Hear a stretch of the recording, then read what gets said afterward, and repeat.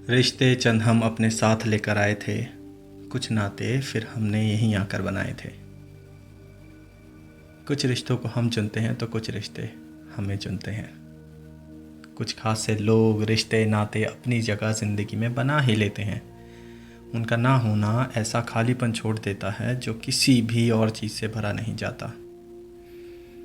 बात है ये उस वक्त की जब मैं अपनी पहली जॉब के लिए घर से बहुत दूर जा रहा था।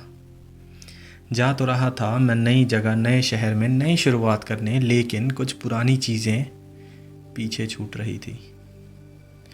उन अजीज़ सी चीज़ों में एक इंसान था जिससे रिश्ता तो पता नहीं क्या था, पर वो बहुत खुश होने पर भाई है तू मेरा कह के मुझे शाबाशी देता था। हर चीज़ में से मजाक ढूंढ लेने वाले इंसान की आंखें उस वक्त हल्की नम थी, जिसे वो छुपाने की कोशिश तो कर रहा था, पर उस नाकाम सी कोशिश का कोई फ़ायदा नहीं हुआ। ये उसकी आंखों में भी साफ दिख रहा था कि उसे पता है कि उसकी कोशिश अब किसी काम की नहीं, पर फिर भी उसने एक झूठी सी मुस्कुराहट चेहरे पर बरकरार रखी। जानबूझकर आंख मसलते हुए कहा उसने कि आंख में पता नहीं क्या चला गया। उस नासमझ को मैं वहीं समझाना चाहता था कि आंख में कुछ चले जाने से नाक लाल नहीं हुआ करती, पर शायद मेरा दिल भी भारी हो चुका था। मुझे पता था कि मैं इस वक्त एक शब्द भी बोलूँगा तो आंसू मेरे भी गिर जाएंगे, लेकिन मैं फिर भी उसकी ही तरह मुस्कुराता रहा। हर किसी की ज़िंदगी में एक इंसान ऐसा ज़रूर होता है जिसके साथ आप बिगड़ते हो, हर उल्टी सीधी ख्वाहिशें, किस्से एक दूसरे को सुनते सुनाते हो, अपनी ज़िंदगी बांटते हो एक दूसरे से। यूं तो हर हफ्ते प्यार हो जाता था उसे और हर 10वें दिन उसका दिल भी टूटता था। हर बार की वही सेम कहानी और हर बार मेरे ही गले लग के रोता था वो। पर इस बार जब वो गले लगाना, वो फीलिंग ही अलग थी।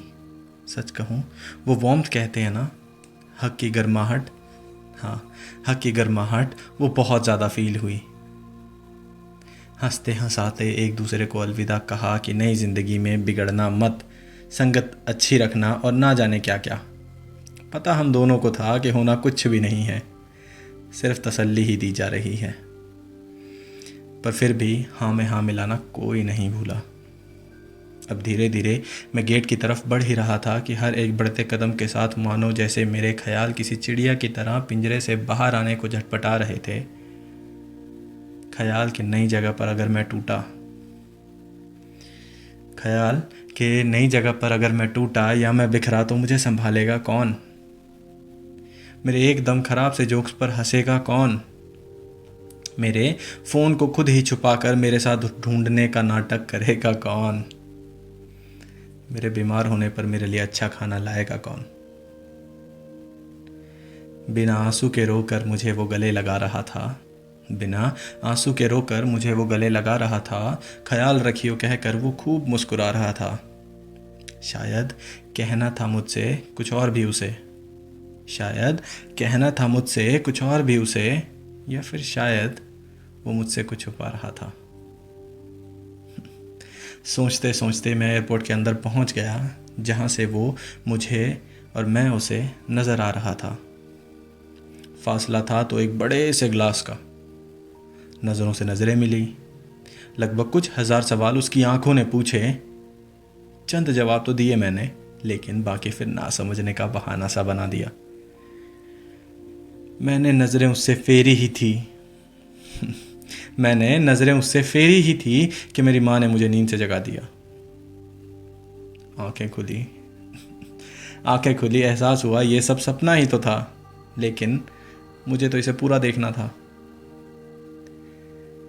क्या कभी आपके साथ ऐसा हुआ है कि आप सपने के बीच में उठा दिए जाते हो, लेकिन आप उस सपने को पूरा देखना चाहते हो तो फिर से ज़बरदस्ती अपनी आंखें बंद कर लेते हो, कोशिश करते हो कि वो सपना किसी मूवी की तरह वहीं से शुरू हो जाए।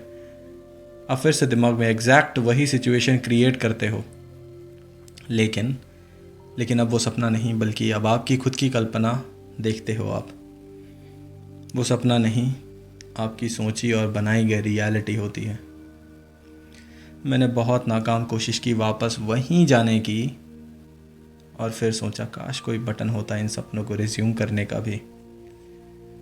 थक हार के हिम्मत की और उठा।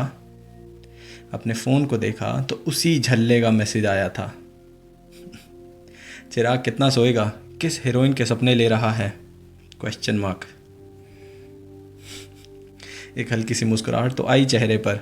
मैंने टाइप भी किया कि मेरी खुद की पर्सनल बसंती के लेकिन फिर डिलीट भी कर दिया और रख दिया फ़ोन साइड में। खैर, ये बातें तो बहुत पुरानी हैं, पर ज़िंदगी की किताब में एक पन्ना इस याद का भी था, तो सोचा आप लोगों के साथ बांट लूँ। Thank you so much.